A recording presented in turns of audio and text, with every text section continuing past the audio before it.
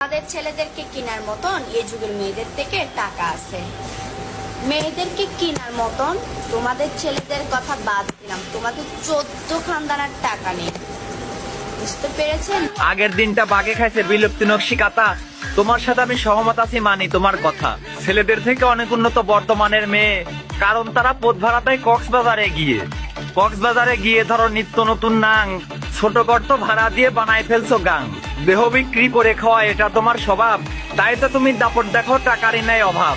টাকার জন্য বড় বড় আবাসিকে যাও, কুকুরের মতো হামু দিয়ে পদ মারা খাও। এক রাতে 20,000 মিটায় নাও বলে, জোয়ান হোক বা বুইরা হোক টাকা হলেই চলে।